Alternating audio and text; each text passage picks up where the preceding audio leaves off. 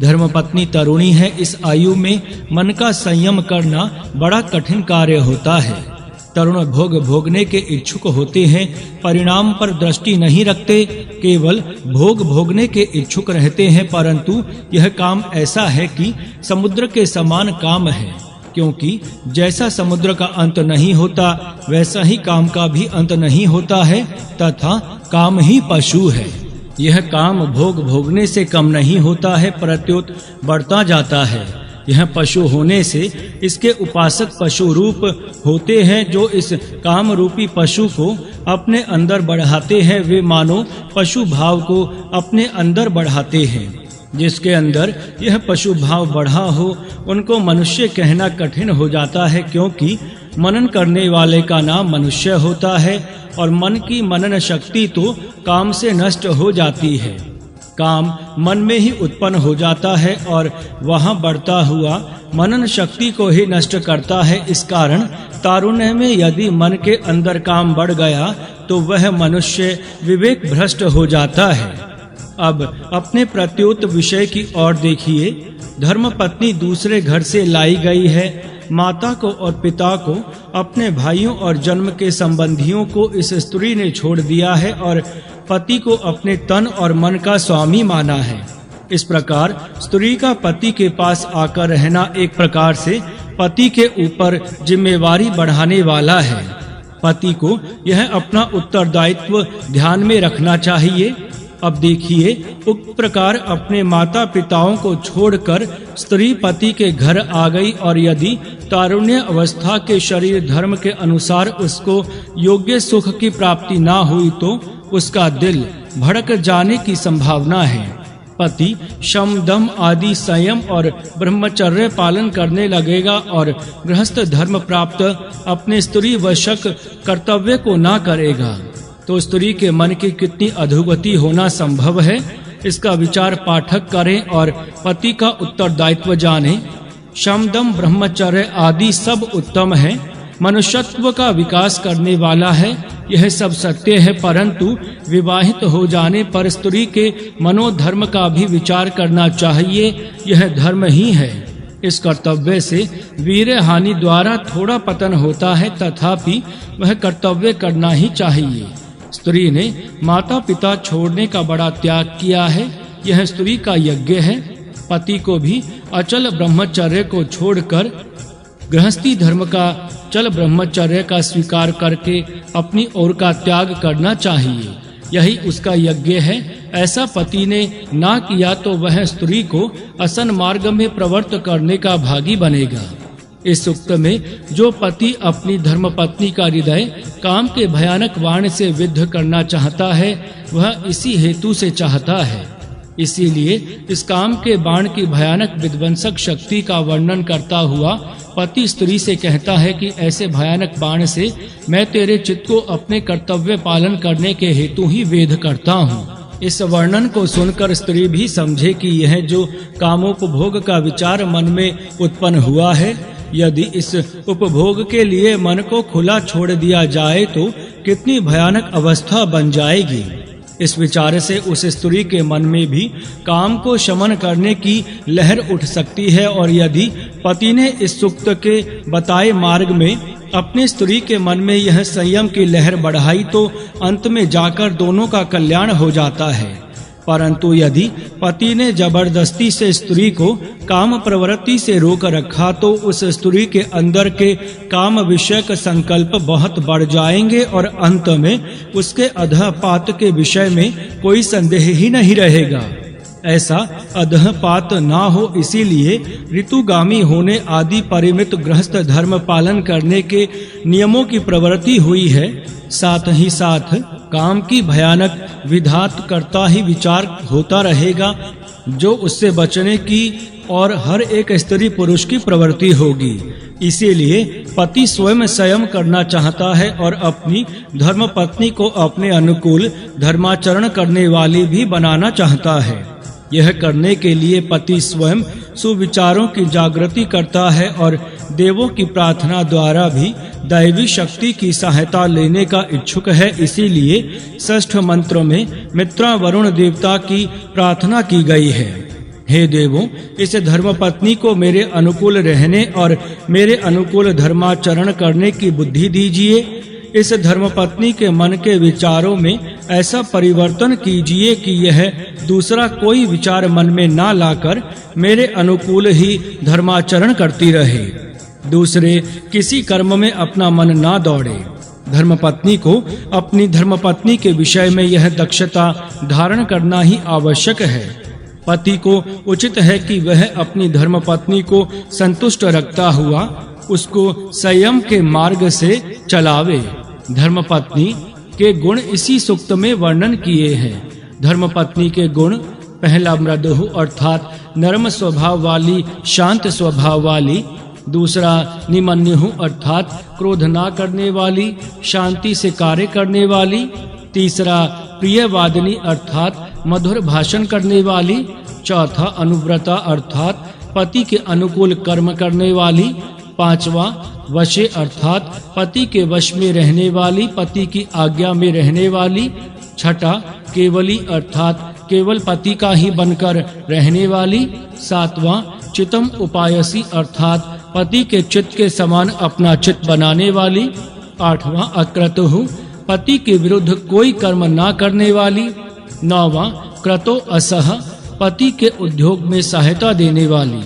ये शब्द धर्मपत्नी के कर्तव्य बता रहे हैं। पाठक इस शब्दों का विचार करें और आर्य स्त्रियां इस अमूल्य उपदेश को अपनाने का यत्न करें। गृहस्थ धर्म: इस प्रकार की अनुकूल कर्म करने वाली धर्मपत्नी को पति कहता है कि हे स्त्री, मैं तेरे हृदय को ऐसे भयंकर काम के बाण से बेधता हूँ। पति जानता है कि यह काम का बाण बड़ा घातक है, ब्रह्मचर्य में विघ्न होने के कारण बड़ा हानिकारक है। धर्मपत्नी पति के अनुकूल चलने वाली होने के कारण भी जानती है कि यह काम का बाण तपस्या में विघ्न करने वाला है, तथापि दोनों गृहस्थी धर्म से संबंध हैं, इसीलिए संतानोत्पत्ति करने के लिए बाधित है। अतः दोनों गृहस्थ धर्म से संबंध होती है। धर्म नियमानुकूल ऋतुगामी होकर घर में वंश का बीज रूप वीर बालक उत्पन्न करती है और पश्चात अपनी तपस्या में लग जाते हैं। पाठक इस दृष्टि से विचार करें और इस सूक्त का महत्वपूर्ण उपदेश जाने। इस पंचम अनुवाक में 5 सूक्त हैं। 21वें सूक्त में कामाग्नि का शमन, 22वें सूक्त में वर्चस्व की प्राप्ति, 23वें सूक्त में वंध्यात्व दोष निवारण पूर्वक वीर बालक उत्पन्न करने की विद्या, 24वें सूक्त में समृद्धि को प्राप्त करना और इस 25वें सूक्त में गृहस्थ धर्म के नियमानुकूल रहकर गृहस्थ धर्म का पालन करना, ये विषय हैं। इनका परस्पर संबंध स्पष्ट है। यहाँ पंचम अनुवाक समाप्त होता है। अथर्ववेद: उन्नति की दिशा। ऋषि अथर्वा देवता, अग्नि आदयः नाना देवता। पूर्व, दक्षिण, पश्चिम, उत्तर, ध्रुवा अर्थात पृथ्वी और उधर्वा अर्थात आकाश, ये 6 दिशाएं हैं। इन 6 दिशाओं में क्रमशः हेति शस्त्रास्त्र वज्र रक्षा की इच्छा करने वाले स्वयंसेवक, राजरहित अवस्था, प्रजासत्ता विधक्ता लेप करने वाले वैद्य और उपदेशक इनकी प्रधानता है। ये जनता को उपदेश करते हैं और उनके रक्षा करते हैं, इसलिए जनता भी उनका सत्कार करती है और उनके लिए आत्मसमर्पण करती है। इसी प्रकार का परंतु कुछ अन्य भाव व्यक्त करने वाला आगे का सूक्त है और दोनों का अत्यंत घनिष्ठ संबंध है, इसीलिए इसका अर्थ पहले देखेंगे और पश्चात दोनों को इकट्ठा विचार करेंगे। अथर्ववेद अभ्युदय की दीक्षा। ऋषि अथर्वा देवता, अग्न्यादयः नाना देवता। प्राची दिशा अभ्युदय, उदय और उन्नति की सूचक है। सूर्य, चंद्र, नक्षत्र आदि सब दिव्य पदार्थों का उदय और उन्नति इसी दिशा से होती है और उदय के पश्चात उनको पूर्ण प्रकाश की अवस्था प्राप्त होती है। इसीलिए सचमुच यह प्रगति की दिशा है। जिस प्रकार उदय की दिशा से सबका उदय और वर्धन हो रहा है, उसी प्रकार हम सब मनुष्यों का अभ्युदय और संवर्धन होना चाहिए। यह पूर्व दिशा हम सब मनुष्यों को उदय प्राप्त करने की सूचना दे रही है। इस शिक्षा के अनुसार हम सबको मिलकर अभ्युदय की तैयारी करनी चाहिए। इस सूचना और शिक्षा का ग्रहण करके मैं अपने और जनता के अभ्युदय के लिए अवश्य यत्न करूंगा। उदय की दिशा का अग्रणी ज्ञानी और वक्ता अधिपति है। उदय का मार्ग ज्ञानी उपदेशकों के द्वारा ही ज्ञात हो सकता है, इसीलिए हम सब लोग ज्ञानी उपदेशकों के पास जाकर जागृति के साथ उनका उपदेश ग्रहण करेंगे। अब सोने का समय नहीं है, उठिए, जागृति का समय प्रारंभ हुआ है। चलिए तेजस्वी ज्ञान से युक्त गुरु के पास जाएंगे और उनके ज्ञान का प्रकाश प्राप्त करेंगे। इस उदय की दिशा का बंधनों से दूर रहने वाला, स्वतंत्रता के विचार धारण करने वाला ही रक्षक है। ज्ञानी के साथ रहकर ज्ञान की प्राप्ति और स्वतंत्राय के संरक्षक के साथ रहने से स्वतंत्राय की प्राप्ति होती है। स्वतंत्रता के बिना उन्नति भी नहीं होगी, इसीलिए स्वातंत्राय का संरक्षण आवश्यक है। इस संरक्षण के शस्त्रास्त्र आदित्य है, प्रकाश के किरण है। प्रकाश के साथ ही स्वातंत्र्य रहता है। विशेषतः ज्ञान के प्रकाश से स्वातंत्र्य का संवर्धन होता है। प्रकाश जिस प्रकार अज्ञान का निवारण करता है, ठीक उसी प्रकार ज्ञान का सूर्य अज्ञान के आवरक अंधकारमय प्रतिबंधों को दूर करता है। अभ्युदय प्राप्त करने के लिए उसी प्रकार ज्ञान का सूर्य आवरक अंधकारमय प्रतिबंधों को दूर करता है। अभ्युदय प्राप्त करने के लिए स्वयं संरक्षण होने की आवश्यकता है और प्रतिबंधों को दूर करने से ही स्वयं संरक्षण की शक्ति अपने में बढ़ती है। तेजस्विता, ज्ञान, वक्रत्व, आत्मसम्मान आदि आग्नेय गुणों के आधिपत्य से ही अभ्युदय होता है। इसीलिए तेजस्वी अधिपतियों, स्वतंत्रता के संरक्षणों और प्रतिबंध निवारक प्रकाशमय शक्तियों का ही हम आदर करते हैं। इसके विपरीत गुणों का हम कभी आदर नहीं करते। जो अकेला दुष्ट मनुष्य सब आस्तिक, धार्मिक, भद्र पुरुषों को कष्ट देता है, उनकी प्रगति और उन्नति में विघ्न करता है, तथा जिसके दुष्ट होने में सब सदाचारी भद्र पुरुषों की पूर्ण सम्मति है, अर्थात जो सचमुच दुष्ट है उसको भी दंड देना हम अपने हाथों में लेना नहीं चाहते। परंतु हे तेजस्वी स्वामियों और स्वतंत्रता देने वाले संरक्षणों, आपके न्याय के जबड़े में हम सब उसको रख देते हैं। जो दंड आपकी पूर्ण सम्मति से योग्य होगा, आप ही उसको दीजिए। समाज की शांति के लिए हर एक मनुष्य को उचित है कि वह सच्चे अपराधी को भी दंड देने का अधिकार अपने हाथों में ना लेवे, परंतु उस अपराधी को अधिपतियों और संरक्षकों की न्याय सभा में अर्पण करें तथा पूर्वोक्त प्रकार के अधिपति और संरक्षकों का ही सदा आदर करें, अर्थात हर एक मनुष्य सत्य और न्याय का विजय करने के लिए सदा तत्पर रहे। भावार्थ, दक्षिण दिशा दाक्षिणाय का मार्ग बता रही है। दक्षता, चातुर्य, कौशल्य, कर्म की प्रवीणता, शौर्य, धैर्य, वीर्य आदि शुभ गुणों की सूचक यह दिशा है। इसीलिए सीधा अंग दक्षिणांग कहलाता है और सीधा मार्ग अथवा दक्षिण मार्ग इसी दक्षिण दिशा से बताया जाता है। अर्थात दक्षिण दिशा से सीधेपन के मार्ग की सूचना मिलती है। शत्रु का निवारण करने, अपने नियमों की मर्यादा का उल्लंघन न करने और उत्तम प्रजा निर्माण करने की शक्ति धारण करने वाले क्रमशः इस मार्ग के अधिपति, संरक्षक और सहायक हैं। इन्हीं का आदर और सम्मान करना योग्य है। अपनी उन्नति का साधन करने के लिए शत्रुओं का विदारण करने की आवश्यकता होती है। शत्रु का पराजय करने पर ही अपना मार्ग निष्कंटक हो सकता है। शत्रुओं के साथ युद्ध करने से अपना बल बढ़ता है और शत्रु दमन करने के पुरुषार्थ से अपने में उत्साह स्थिर रहता है। इसीलिए मेरे तथा समाज के शत्रुओं का शमन करने के उपाय का अवलंबन करना मेरे लिए आवश्यक है। समाज की शांति के लिए अपनी मर्यादा का उल्लंघन न करने वाले संरक्षकों की आवश्यकता है। कोई संरक्षक अपनी मर्यादा उल्लंघन करके अत्याचार न करे। मैं भी कभी अपने नियमों का और मर्यादा का अतिक्रमण नहीं करूंगा। समाज की सुव्यवस्थिता के लिए उत्तम पितृ शक्ति अर्थात सुप्रजा निर्माण करने की शक्ति की अत्यंत आवश्यकता है। सुप्रजा निर्माण से समाज अमर रह सकता है। इसीलिए हर एक पुरुष को अपने अंदर उत्तम पुरुषत्व तथा हर एक स्त्री को अपने अंदर उत्तम स्त्रीत्व विकसित करनी चाहिए। तात्पर्य उक्त प्रकार के शत्रु निवारक अधिपति, नियमानुकूल व्यवहार करने वाले संरक्षक और उत्तम पितृ जहाँ-जहाँ होते हैं वहाँ ही दाक्षिण्य का व्यवहार होता है। इसी प्रकार की व्यवस्था स्थिर करने का यत्न मैं अवश्य करूंगा।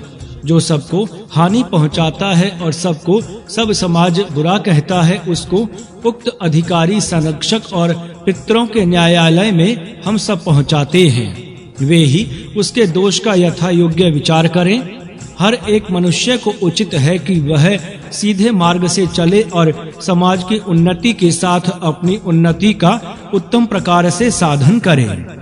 पश्चिम दिशा विश्राम की दिशा है, क्योंकि सूर्य, चंद्र आदि सब दिव्य ज्योतियां इसी पश्चिम दिशा में जाकर गुप्त होती हैं और जगत को अपना दैनिक कार्य समाप्त करने के पश्चात विश्राम लेने की सूचना देती हैं। पूर्व दिशा द्वारा प्रवृत्ति रूप पुरुषार्थ की सूचना हो गई थी। अब पश्चिम दिशा से गुप्त स्थान में प्रविष्ट होने, वहां विश्रांति और शांति प्राप्त करने अर्थात निवृत्ति रूप पुरुषार्थ साध्य करने की सूचना मिलती है। श्रेष्ठ उत्साही महात्मा पुरुष इस मार्ग के क्रमशः अधिपति और संरक्षक है। विश्राम और आराम का मुख्य साधन यहाँ अन्न है। श्रेष्ठ और उत्साही अधिपति और संरक्षकों के लिए सबको सत्कार करना उचित है तथा अन्न की और सम्मान की दृष्टि से देखना योग्य है। जो सबके मार्गों में विघ्न करता है, इसीलिए जिसको कोई पास करना नहीं चाहते उसको अधिपतियों और संरक्षकों की न्याय सभा के अधीन करना योग्य है। समाज के हित के लिए सबको उचित है कि वे न्याय अनुसार ही अपना सब बर्ताव करें और किसी को उपद्रव न दें। उत्तर दिशा उच्चतर अवस्था की सूचना देती है। हर एक मनुष्य को अपनी व्यवस्था उच्चतर बनाने का प्रयत्न हर समय करना चाहिए। इस उच्चतर मार्ग में शांत स्वभाव का आधिपत्य है। आलस्य छोड़कर सदा सिद्ध और उद्गत रहने के धर्म से इस पथ पर चलने वाले का संरक्षण होता है। व्यापक, उदार, तेजस्वी स्वभाव के द्वारा इस मार्ग की सब आपत्तियां दूर होती हैं। इसीलिए मैं इन गुणों को धारण करूंगा और समाज के साथ अपनी अवस्था उच्चतर बनाने का पुरुषार्थ अवश्य करूंगा। शांत स्वभाव धारण करने वाले अधिपति सदा उद्गत और सिद्ध संरक्षक ही सदा सम्मान करने योग्य हैं। साथ ही सर्वोपयोगी व्यापक तेजस्वीता का आदर करना योग्य है। जो सबकी हानि करता है, इसीलिए जिसका सब सज्जन निरादर करते हैं, उसकी उक्त अधिपति को और संरक्षकों के सन्मुख खड़ा किया जावे। लोग ही स्वयं उसको दंड ना देवे तथा अधिपति निष्पक्षता की दृष्टि से उसको योग्य न्याय देवे। समाज की उच्चतर अवस्था बनाने के लिए उक्त प्रकार के स्वभाव धारण करना अत्यंत आवश्यक है। ध्रुव दिशा स्थिरता, दृढ़ता, आधार आदि शुभ गुणों की सूचक है। चंचलता दूर करने और स्थिरता करने के लिए ही सब धर्म के नियम हैं। उद्यमी और पुरुषार्थी पुरुष यहाँ अधिपति और संरक्षक हैं, क्योंकि कर्म से ही जगत की स्थिति और है। इसीलिए कर्म के बिना किसी की स्थिरता और दृढ़ता हो नहीं सकती। यही कारण है कि इस दृढ़ता के मार्ग के उद्यमी और पुरुषार्थी संचालक हैं। यहाँ औषधि वनस्पतियाँ दोष निवारण द्वारा सहाय करती हैं। जो दोषों को दूर करने वाले हैं, वे सब इस मार्ग के सहायक हैं। उद्यमी और पुरुषार्थी अधिपति और संरक्षकों का सम्मान सबको करना चाहिए। उधर्व दिशा आत्मिक उच्चता का मार्ग सूचित करती है। सच्चा आत्मज्ञानी आप्त पुरुष इसी मार्ग का अधिपति और मार्गदर्शक है।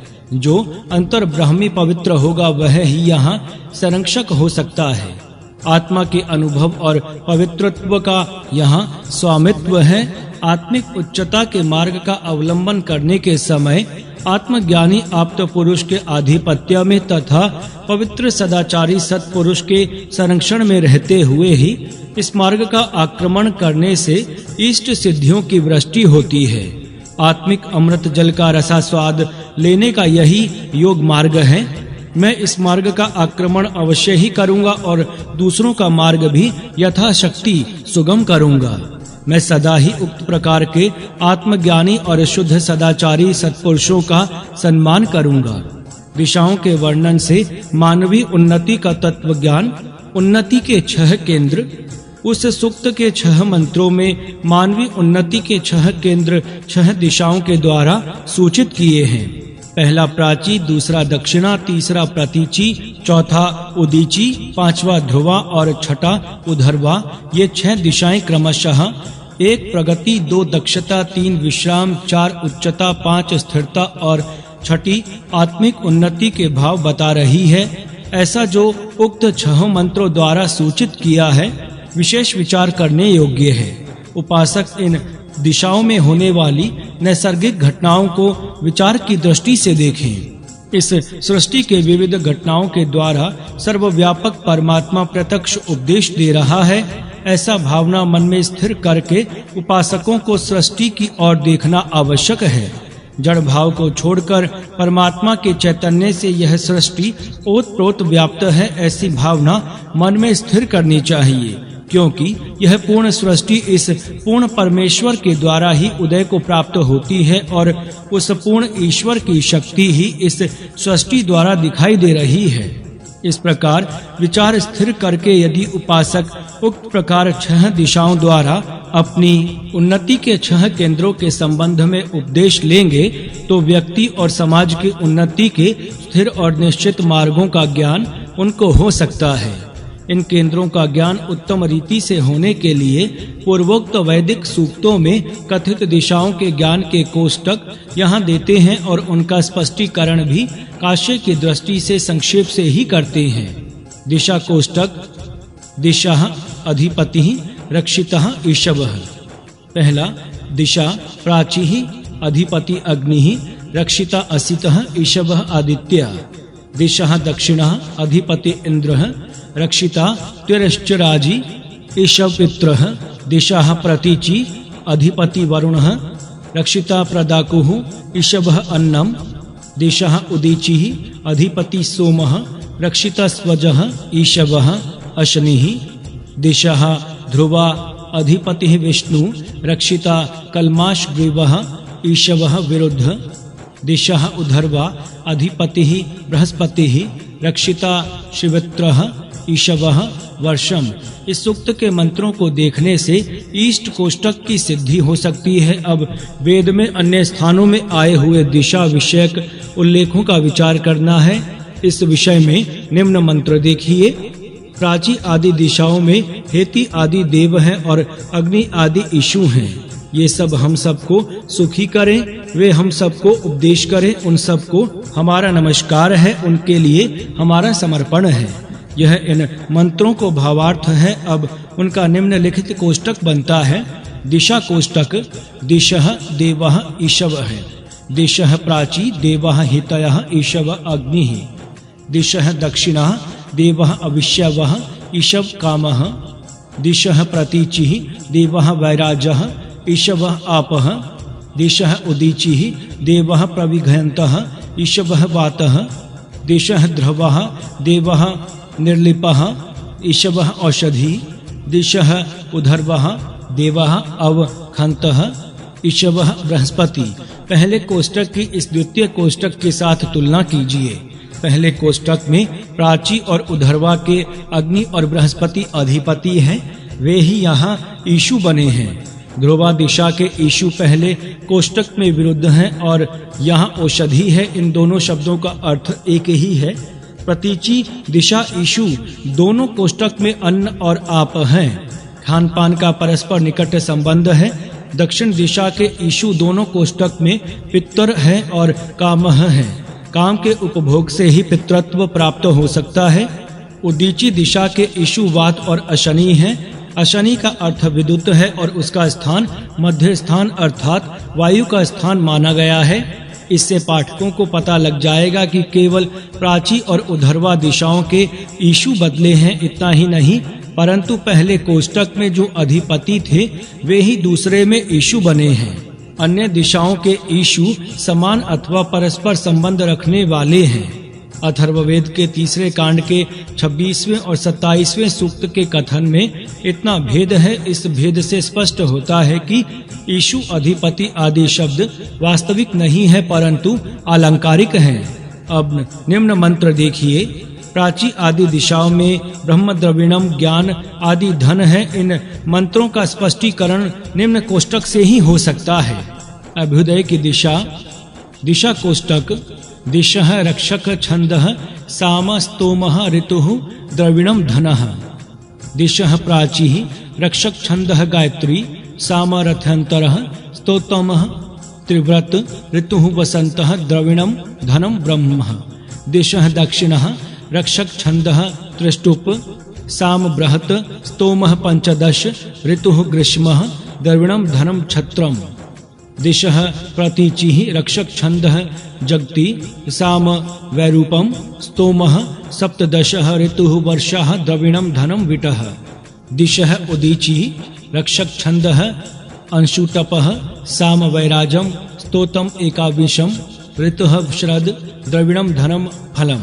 दिशः ध्रुवा उधर्वः रक्षक छंदः पंक्ति साम शंकर रैवतः स्तोमः त्रिणवत्रयः स्त्रीशोः ऋतुः हेमन्तः शिशिरः द्रविणम धनमः वर्चः।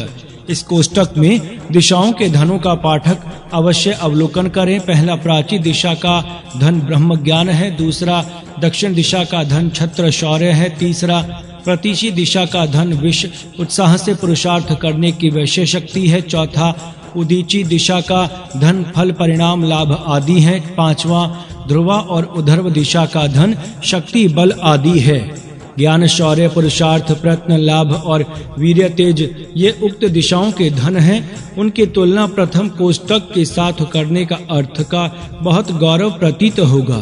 पाठकों ने यहाँ जान लिया होगा कि उत्तम गुण विशेष वर्णों के होने से उक्त दिशाओं का संबंध उक्त वर्णों के साथ भी है। ब्राह्मणों का ज्ञान, क्षत्रियों का शौर्य, वैश्यों का पुरुषार्थ, शूद्रों के हुनर का लाभ और जनता का वीर्य तेज सब राष्ट्र के उद्धार का हेतु है तथा प्रत्येक व्यक्ति में ज्ञान शौर्य पुरुषार्थ फल प्राप्ति तक प्रयत्न करने का गुण और वीर्य तेज होना चाहिए। इस प्रकार व्यक्ति में और राष्ट्र में उक्त गुणा का संबंध है। इस संबंध को स्मरण रखते हुए पाठक निम्न मंत्र देखें। प्राची दिशा में अजस्य अजन्मा जीव का सिर रखो तथा अन्य दिशाओं में अन्य अवयव रखो। इन मंत्रों में अवयवों का दिशाओं के साथ संबंध बताया गया है। निम्न कोष्टक से इसका भेद स्पष्ट होगा। दिशा कोष्टकर प्राची शिरम मस्तकः प्राची दक्षिणा शिरः दक्षिणम पार्श्वम मस्तक दहनी बगल प्राची प्रतीची शिरः भसदम मस्तक गुप्त भाग प्राची उदीची शिरः उत्तरम पार्श्वम मस्तक बाई बगल प्राची ध्रुवा शिरः पाजस्यम मस्तक पीठ प्राची उधर्वा शिरः अनुक्यम मस्तक पीठ की हड्डी। इस कोष्टक के साथ पूर्वोक्त कोष्टक की तुलना कीजिए। ज्ञान शौर्य पुरुषार्थ और फल का संबंध सिर बाहु मध्य भाग और निम्न भाग के साथ यहाँ लिखा है। ज्ञान शौर्य पुरुषार्थ का संबंध गुण रूप से प्रत्येक व्यक्ति में है और वर्ण रूप से ब्राह्मण क्षत्रिय वैश्यों में अर्थात राष्ट्र पुरुष के अवयवों में है। इस प्रकार वर्णों का संबंध दिशाओं के साथ स्पष्ट है। यह संबंध ध्यान में धरकर विचार करते हुए आप निम्न मंत्र देखिए। पहला प्राची अर्थात पूर्व दिशा प्रगति की दिशा है। इसमें आरभेथाम अर्थात उत्साह के साथ पुरुषार्थ का आरंभ कीजिए। एतम लोकम इस उन्नति के लोक में श्रद्धाधानः श्रद्धा धारण करने वाले ही पहुँचते हैं। जो वाम आप दोनों का अग्नि में प्रविष्ट होकर पंकम पका हुआ अन्न होगा तस्य गुप्तया उसकी रक्षा के लिए दंपति स्त्री पुरुष संश्रयथाम प्रयत्न करें।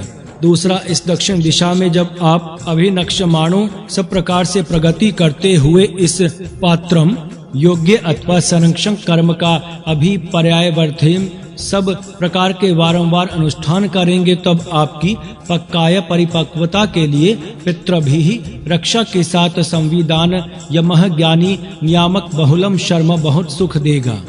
तीसरा, प्रतीची पश्चिम दिशा यह सचमुच परम श्रेष्ठम दिशा है, जिसमें सोमः विद्वान और शांत अधिपति और मृडिता सुख देने वाला है। इस दिशा का आश्रय कीजिए, सुकृत करके परिपक्वता को सचेताम प्राप्त कीजिए और मिथुना स्त्री पुरुष मिलकर संभवतः सुसंतान उत्पन्न कीजिए।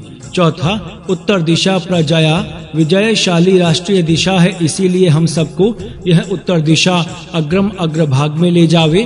पाक्तम 5 वर्णों में राष्ट्र के विभागों का छंद ही यह पुरुष होता है। इन सब अंगों के साथ हम सब समभवे में मिलकर रहेंगे। 5, यह ध्रुव दिशा विराट बड़ी भारी है, इसके लिए नमन है। यह मेरे लिए तथा बाल बच्चों के लिए शिवा कल्याणकारी होवे। हे अदिति देवी, हे स्वतंत्र देवी, विश्वावरे, सब आपत्तियों का निवारण करने वाली देवी तू गोपा हम सब का संरक्षण करती हुई हमारी परिपक्वता को सुरक्षित रखो।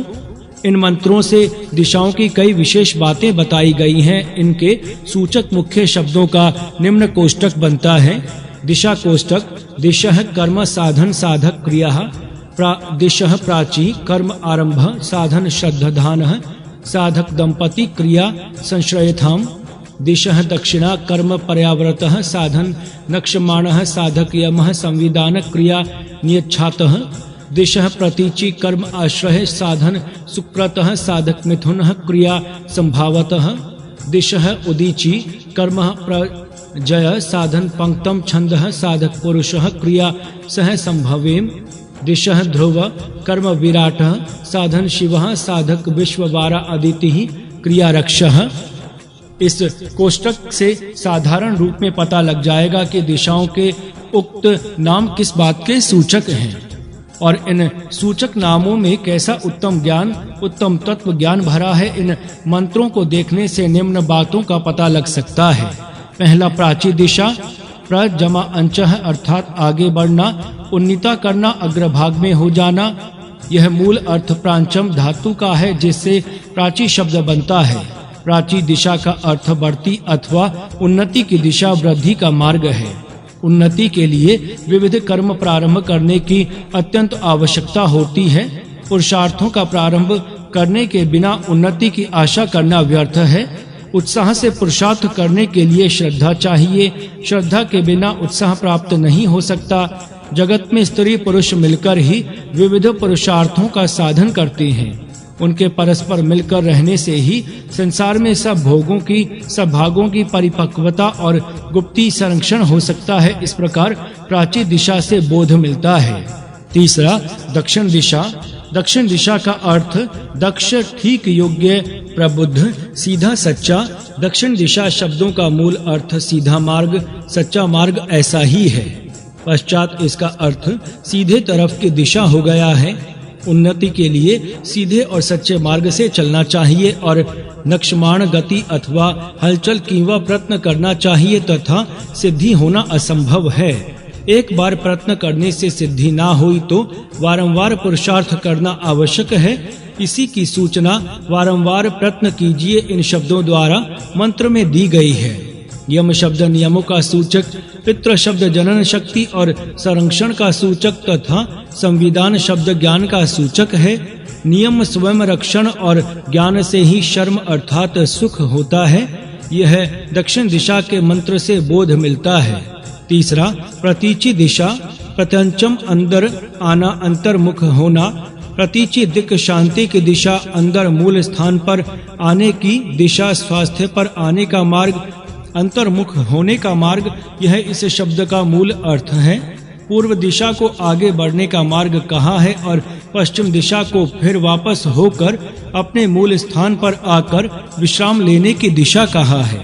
प्रतीची, प्राची, प्रति अंच प्रांच, प्रति गति प्रगति, प्रति गमन प्रगमन, निवृत्ति प्रवृत्ति।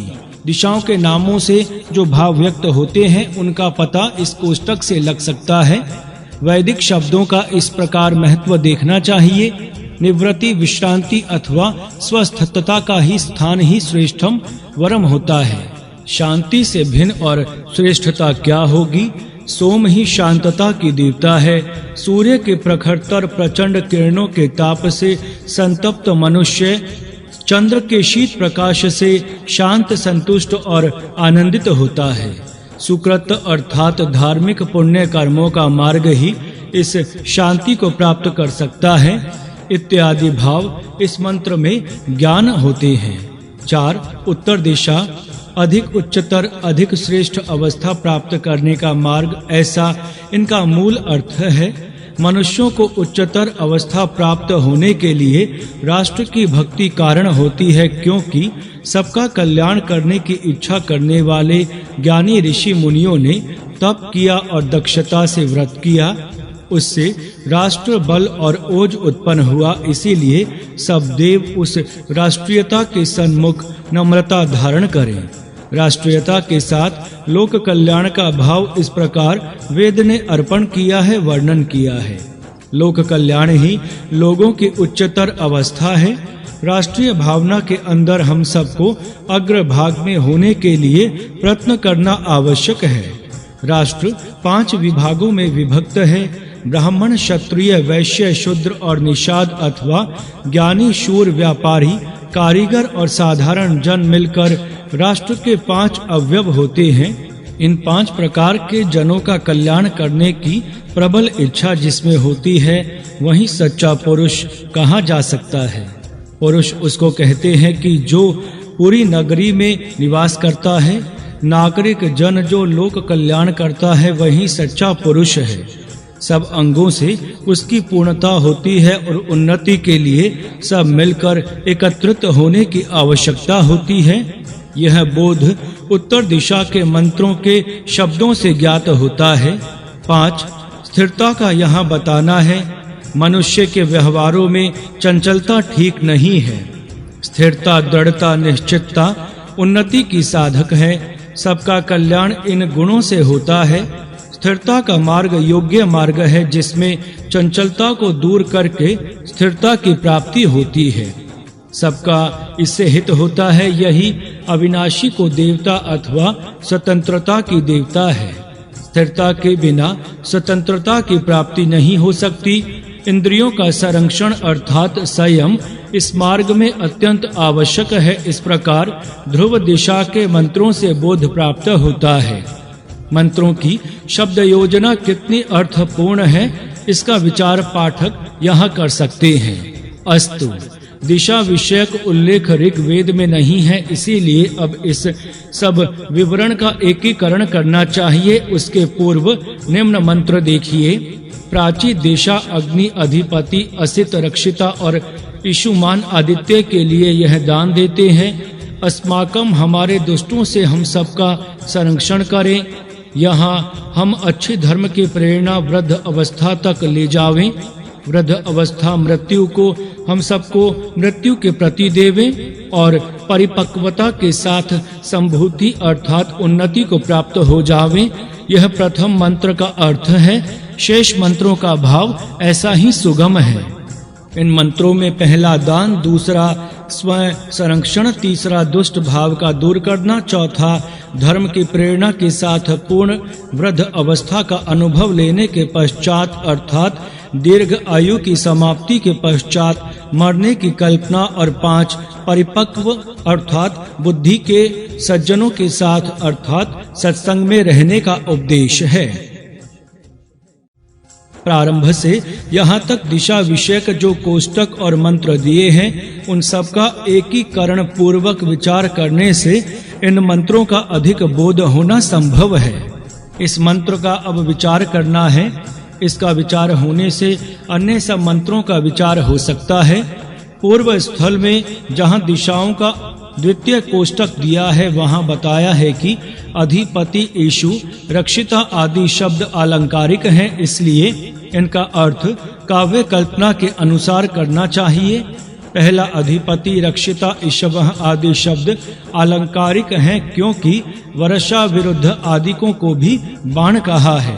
वस्तुतः ये बाण नहीं है, इस कारण कवि की अलंकारिक दृष्टि से इनका अर्थ लेना उचित है। दूसरा, मंत्र के प्रथम पाद में अधिपति, रक्षिता ये शब्द एक वचन में है, परंतु द्वितीय चरण में इन्हीं शब्दों का बहुवचन लिखा है। एक वचन का शब्द परमेश्वर माना जा सकता है, परंतु अधिपति भयः रक्षित त्रभ्यः शब्द बहुवचन होने के कारण परमेश्वर पर नहीं माने जा सकते। आदरार्थक बहुवचन मानने के पक्ष में पूर्व चरण में एक वचन आया है, उसकी निरर्थकता होती है। वेद में किसी स्थान पर एक मंत्र में परमेश्वर वाचक शब्दों का एक वचन और बहुवचन आया नहीं है, इसीलिए यहाँ इन शब्दों के अर्थ केवल परमेश्वर पर होने में सहायक है, शंका है। तीसरा, प्रत्येक दिशा का अधिपति रक्षिता और यीशु भिन्न है। यदि ये परमेश्वर पर शब्द हैं तो भिन्नता का कोई तात्पर्य नहीं निकाल सकते।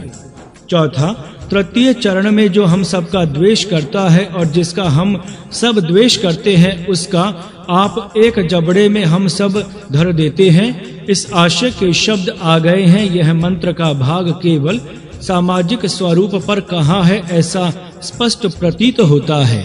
दुष्ट को दंड देने का इसमें विषय है और दंड देने वाला अकेला नहीं है, परंतु अनेक हैं। आप अनेकों के एक जबड़े में हम सब मिलकर उस दुष्ट को देते हैं। आप जो चाहो उसको दंड दीजिए। दंड का अधिकार हम अपने हाथों में नहीं लेते, आप सबको ही दंड देने का अधिकार है। यह आशय उक्त मंत्र भाग में स्पष्ट है। इसमें न्याय व्यवस्था की बातें स्पष्टता से लिखी हैं। अनेक सज्जनों को मिलकर न्याय करना चाहिए। किसी को उचित नहीं कि वह स्वयं ही दुष्ट को मनमाना दंड देवे, यह अधिकार न्याय सभा का है। बहुपक्ष से द्वेष नहीं करना चाहिए, द्वेष बुरा है। स्वसम्मति प्रकट करना द्वेष नहीं है। बहुपक्ष को भी उचित नहीं है कि वे अपनी सम्मति से किसी को दंड देवें। बहुपक्ष और अल्प पक्ष के मत भेद होने पर न्याय सभा द्वारा योग्य का निश्चय करना चाहिए और न्याय सभा का निश्चय सबको मानना चाहिए। इत्यादि बातें उक्त मंत्र भाग से स्पष्ट सिद्ध होती हैं। यहाँ परमेश्वर के जबड़े में देने की कल्पना नहीं प्रतीत होती। अब यहाँ जंभ शब्द का अर्थ देखना उचित है। जंभ शब्द का अर्थ दांत, हाथी का दांत, मुख, जबड़ा, वज्र, दंड होना होता है। मंत्र में वह जंभे अर्थात अनेकों का एक जबड़ा गया है कहा। प्रत्येक प्राणी के लिए एक जबड़ा हुआ करता है, परंतु यहाँ अनेक मनुष्यों का मिलकर एक जबड़ा कहा है। वास्तविक रीति से अनेक मनुष्यों का एक जबड़ा नहीं हो सकता, परंतु यहाँ कहा है, इसीलिए यह जबड़ा वास्तविक नहीं है, केवल काल्पनिक है। निम्न कोष्टक से व्यक्तिगत और सामाजिक जबड़े की कल्पना आ सकती है। व्यक्ति का जबड़ा, समाज का जबड़ा। व्यक्ति का जबड़ा होता है जंभ और समाज का जबड़ा न्यायालय। व्यक्ति का जबड़ा मुख, समाज का जबड़ा मुख्य। व्यक्ति का जबड़ा ज्ञानेंद्रिय पंचक, समाज का जबड़ा ज्ञानी जन पंच। व्यक्ति का जबड़ा दांत द्विज, समाज का जबड़ा त्रिवर्णिक द्विज। व्यक्ति का जबड़ा दंत पंक्ति, समाज का जबड़ा द्विज सभा। व्यक्ति का जबड़ा चरवण, चर्वित चरवण, समाज का जबड़ा विषय चर्चा। और व्यक्ति का जबड़ा अन्न चरवण, समाज का जबड़ा प्रमाण विचार। सिंह, व्याध आदि हिंसक पशु अपने शत्रु को अपने जबड़े में रखकर जाते हैं। शत्रु को अपने में जबड़े में रखने की कल्पना नीच प्राणियों में है।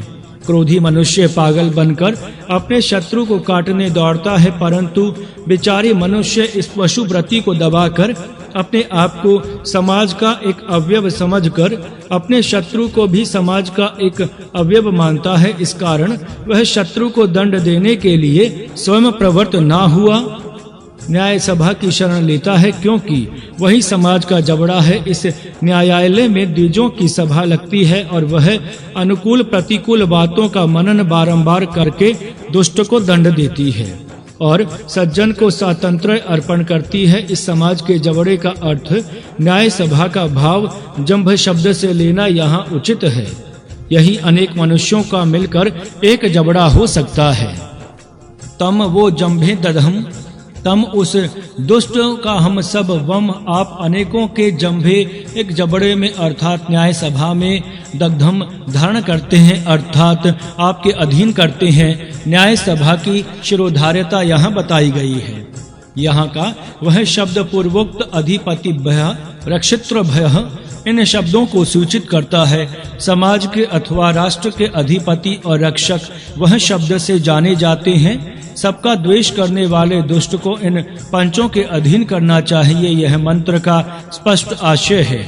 इसीलिए अधिपति आदि शब्दों का बहुवचन मंत्र में आ गया है और इसी कारण वह बहुवचन योग्य और अर्थ के अनुकूल है। शत्रु को पंचों के अधीन करने के भाव से शत्रु को स्वयं दंड देने की, न्याय को अपने हाथों में लेने की घमंड की वृत्ति कम होती है और पंचों की ओर से न्याय प्राप्त करने की सात्विक प्रवृत्ति बढ़ती है। इस प्रकार की प्रवृत्ति समाज के हित के लिए आवश्यक है। इस उपदेश से अपने आप को समाज का अवयव समझने का सात्विक भाव बढ़ाया जाता है। मैं जनता का एक अंश हूँ, जनता का और मेरा अटूट संबंध है, यह भावना अत्यंत श्रेष्ठ है और इस उच्च भावनाचा बीज कितना उत्तमता से अंतःकरण में रखा गया है, यह वैदिक धर्म का ही महत्व है। तेभ्यो नमः आदि तो पाद प्रत्येक मंत्र में है। ये 2 पाद 6 मंत्रों में बार-बार कहे हैं। बार-बार मंत्रों का जो अनुवाद किया जाता है उसको अभ्यास कहते हैं। विशेष महत्वपूर्ण मंत्रों का ही इस प्रकार बारंबार अनुवाद वेद में किया गया है। इससे सिद्ध है कि इन मंत्रों का भाव मुख्य है और इनके अनुकूल शेष मंत्र भाग का अर्थ करना चाहिए, अर्थात इस सूक्त का अर्थ सार्वजनिक है। पहला प्रगति की दिशा, दूसरा तेजस्वी स्वामी, तीसरा स्वतंत्र संरक्षक और चौथा स्वतंत्रता पूर्ण वक्रत्व, ये 4 बातें हैं।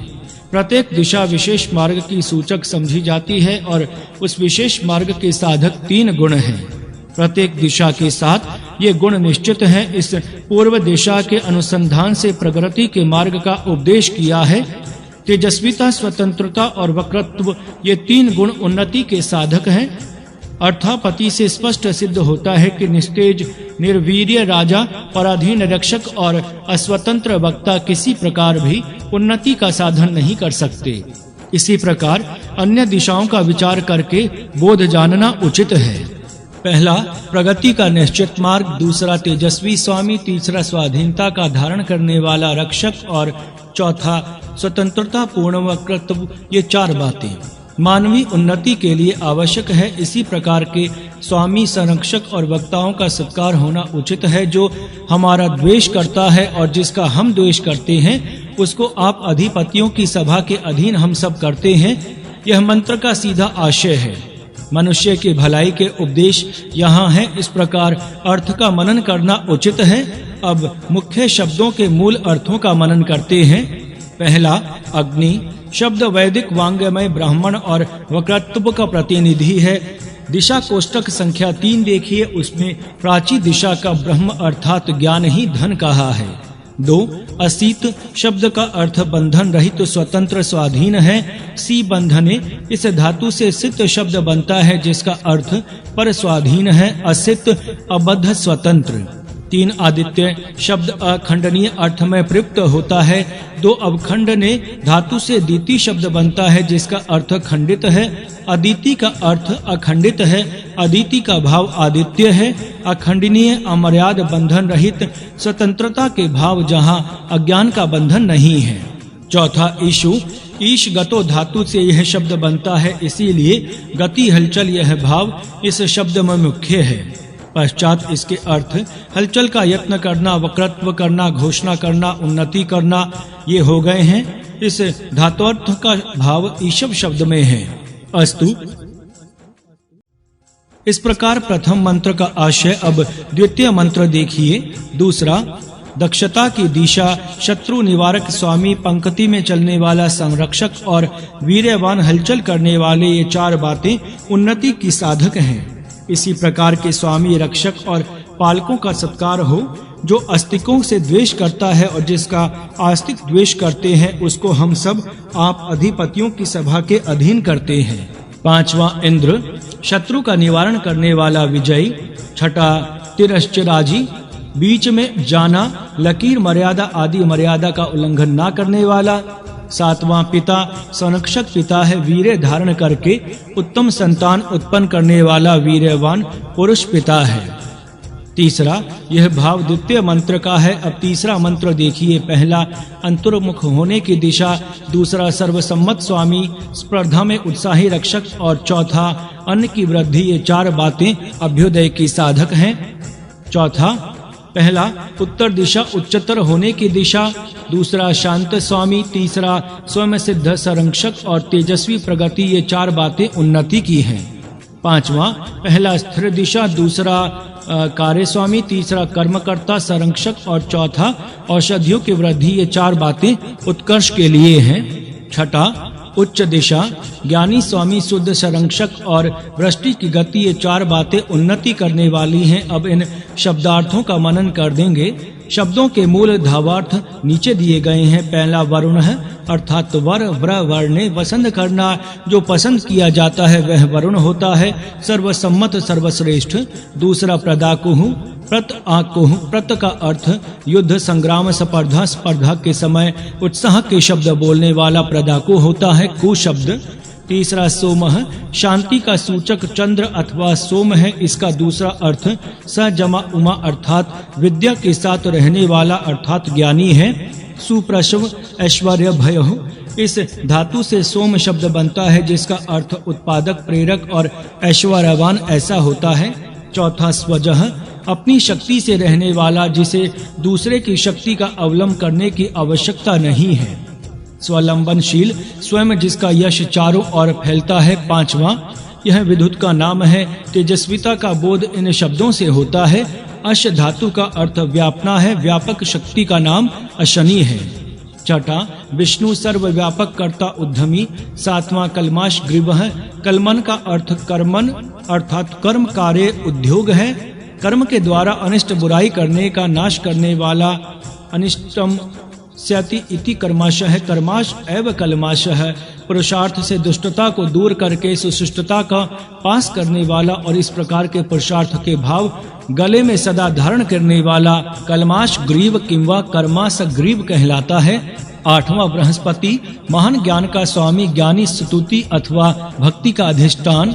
नौवां, विश्वः, शुद्ध, पवित्र, श्वेत, अस्तु। इस प्रकार मुख्य शब्दों के अर्थ हैं। पाठक इनका अधिक विचार करके लाभ उठावे। पूर्व, दक्षिण, पश्चिम, उत्तर, ध्रुव और उधर्व। ये 6 दिशाएं क्रमशः प्रगति, चातुर्य, शांति, उन्नति, स्थैर्य और श्रेष्ठता इन 6 गुणों की सूचक है।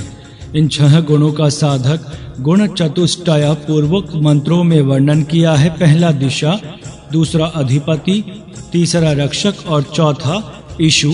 ये 4 शब्द विशेष संकेत के हैं और इन शब्दों में यहाँ असाधारण विशेष गूढ़ अर्थ है। इस बात का प्रकाश पाठकों के मन में पूर्ण रीति से पड़ा ही रहेगा। वारंवार मनन करके इनके गूढ़ तत्व का ज्ञान प्राप्त करना हम सबका कर्तव्य है। इन मंत्रों में ईशु शब्द का विलक्षण अर्थ के साथ प्रयुक्त हुआ है। इसका किसी अन्य भाषा में भाषांतर करना अत्यंत कठिन कार्य है। किसी एक प्रति शब्द से इसका भाव प्रकट होता ही नहीं। इसीलिए इन मंत्रों को विशेष विचार से सोचना चाहिए। उत्तम अधिपति और श्रेष्ठ संरक्षकों का सम्मान होने से जन समाज की स्थिति ठीक रहती है और राज्य शासन ठीक चल सकता है। अधिपति मुख्य होते हैं और संरक्षक उनके अधीन रहकर कार्य करने वाले होते हैं। अधिपति और संरक्षकों के विषय में जनता में निरादर नहीं होना चाहिए। अधिपति और संरक्षकों के गुण जो इन मंत्रों में वर्णन किए हैं, जहाँ होंगे वहाँ सब जनता का पूज्य भाव अवश्य रहेगा। दुष्टों को दंड देने का अधिकार इन्हीं को है। किसी मनुष्य को उचित नहीं कि वह अपने हाथ में न्याय करने का अधिकार स्वयं ही लेकर किसी को दंड देवे। इससे अशांति और अराजकता होती है। इसीलिए प्रत्येक मंत्र में कहा है कि हम श्रेष्ठ और योग्य अधिपतियों का आदर करते हैं और दुष्ट का शासन होने के लिए उसको उन्हीं के स्वाधीन करते हैं। सब लोग पर इस भाव के संस्कार होने की बड़ी भारी आवश्यकता है। मन से सार्वजनिक अवस्था का निरीक्षण करना और मानवीय हित साधन करने का विचार करना इन मंत्रों का मुख्य उद्देश्य है। इन मंत्रों में जनता की उन्नति के विचार की सूचना मिली है। वैदिक धर्म में व्यक्ति और समाज का मिलकर सुधार लिखा है। केवल व्यक्ति का सुधार नहीं होगा और केवल समाज का भी नहीं होगा, दोनों का मिलकर होगा। व्यष्टि समष्टि की मिलकर उन्नति होती है। प्रत्येक मंत्र की प्रथम पंक्ति में सामान्य सिद्धांत कहे हैं और शेष मंत्र में उन सिद्धांतों को जनता में घटाकर बताया है। इस दृष्टि से पाठक इन मंत्रों का अधिक विचार करें। दिशाओं का तत्वज्ञान, वैदिक दृष्टि। वैदिक तत्वज्ञान इतना विस्तृत, व्यापक और सर्वगामी है कि उसका उपदेश न केवल वेद के प्रत्येक सूक्त द्वारा हो रहा है, परंतु वेद के सूक्त पाठकों में वह दिव्य दृष्टि उत्पन्न कर रहे हैं कि जिस दृष्टि से जगत के पदार्थ मात्र की और विशेष भावना से देखने का गुण वैदिक धर्मियों के अंदर उत्पन्न हो सकता है। विशेष प्रकार का दृष्टिकोण उत्पन्न करना वेद को अभिष्ट है। यदि पाठकों में यह दृष्टिकोण न उत्पन्न हुआ तो वैदिक मंत्रों का अर्थ समझना ही अशक्य है। वेद मंत्रों की रचना तथा उनको समझने की रीति, वैदिक उपदेशों की पद्धति तथा वैदिक दृष्टि इतनी विलक्षण और आजकल की अवस्था से भिन्न होती है कि वह दृष्टि अपने में उत्पन्न करना ही एक बड़े प्रयास का कार्य आजकल की सभ्यता के कारण हो गया है। आजकल की जड़ सभ्यता की रीति अवलंबन करने के कारण यह परिशुद्ध मानसिक अवस्था और वह दिव्य दृष्टि हमारे में नहीं रही कि जो प्राचीन आर्यों में वैदिक धर्म के कारण थी। किसी काव्य की भाषा नीरस और शुष्क हृदय में कोई प्रभाव उत्पन्न नहीं कर सकती। काव्य का रस जानने के लिए पाठकों का तथा श्रोताओं का हृदय विशेष संस्कृति से संपन्न ही चाहिए। कवि की दृष्टि से ही काव्य का रस ग्रहण करना चाहिए, अन्यथा कवि की दृष्टि के बिना कोई काव्य पाठकों के हृदय पर प्रेम का भाव उत्पन्न कर ही नहीं सकता। उच्च कविता जंगली मनुष्यों के हृदयों पर कोई इष्ट परिणाम नहीं कर सकती। इसका यही हेतु है। वीणा की एक तार बजाने से उसके स्वर के साथ मिली हुई दूसरी तार आप ही आप आवाज देती रहती है, परंतु जो तार उसके स्वर के साथ मिली नहीं होती वह नहीं बजती। यही नियम काव्य के आस्वाद लेने के विषय से भी है। जो हृदय कवि के हृदय के समान उच्च होते हैं वे ही उस काव्य से हिल जाते हैं, परंतु जो हृदय भिन्न प्रकार की अवस्था में होते हैं वे नहीं हिल सकते। वेद देव का काव्य होने से उसको समझने और उसका वास्तविक आनंद लेने के लिए भी विशेष उच्च कोटि के हृदय चाहिए। यहाँ प्रश्न उत्पन्न होता है कि यदि ऐसा हो तो सामान्य मनुष्य के लिए वेद निकम्मा सिद्ध होगा, परंतु वास्तविक बात वैसी नहीं है। परमेश्वर की सृष्टि जैसी सब मनुष्यों के लिए है, उसी प्रकार ईश्वर के वेद भी सब मनुष्यों के लिए ही हैं।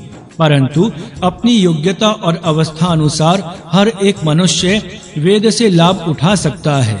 जिस प्रकार साधारण मनुष्य जल से तृषा शमन करने और अग्नि से शांति निवारण करने का काम लेकर पदार्थों का उपयोग करता है और समझता है कि सृष्टि का मैंने उपभोग किया, तदत साधारण मनुष्य वेद का स्थूल अर्थ लेता है और समझता है कि मैंने वेद का अर्थ जान लिया। जैसे अग्नि ईडी का अर्थ मैं आगे की प्रशंसा करता हूँ, उतना ही समझना है। जिस प्रकार उच्च कोटि के वैज्ञानिक यंत्र कला निपुण महाजन उसी जल और अग्नि को यंत्रों में रखकर उनके योग से बड़े-बड़े यंत्र चला लेते हैं और समझते हैं कि हमने सृष्टि का उपभोग लिया, तद्वत ही बड़े योगी और आत्मज्ञानी पुरुष उस वेद मंत्र का काव्य दृष्टि से अवलोकन करके परमात्मा तत्व के सिद्धांतों को जानते हैं।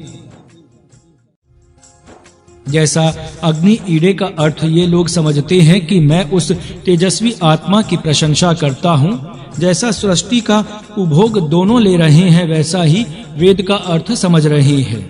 परंतु एक ही साधारण दृष्टि अथवा जड़ दृष्टि है और दूसरे की असाधारण अथवा काव्य दृष्टि है।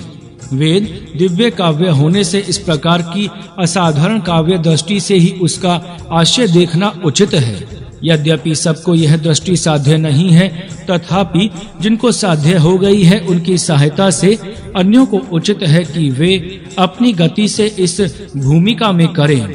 आचार्य के बताए हुए मार्ग से चलने का यही तात्पर्य है। वेद का अर्थ समझने के लिए न केवल वेद मंत्रों का विशेष दृष्टि से और विशेष पद्धति से अर्थ जानने की आवश्यकता है, परंतु सृष्टि की और भी विशेष आत्मिक भावना से देखने की अत्यंत आवश्यकता है।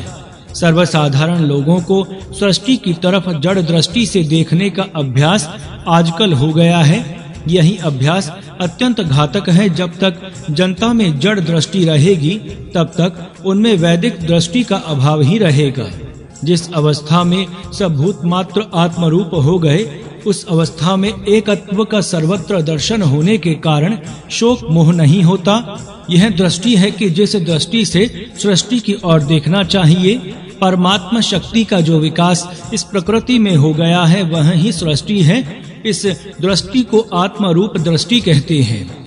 जड़ दृष्टि के लोग अपने शरीर की और भी जड़त्व के भाव से देखते हैं और फैसल, अस्थि, मंजा, मांस आदि को ही देखते हैं।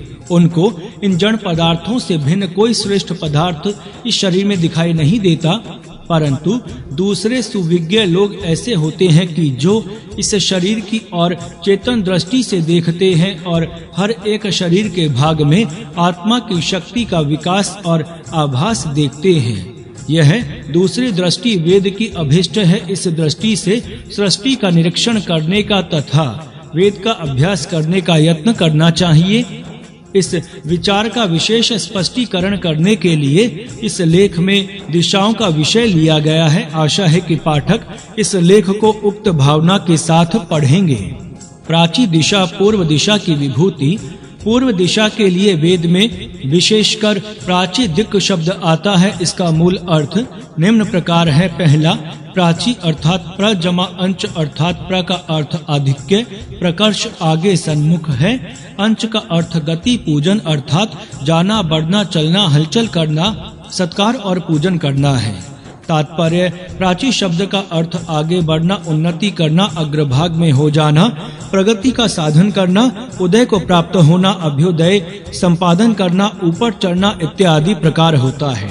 दूसरा, दिक् दिशा का अर्थ तरफ, सीधा, ताक, हिदायत, आज्ञा, निशाना, सीधा रास्ता, सरल मार्ग इत्यादि होते हैं।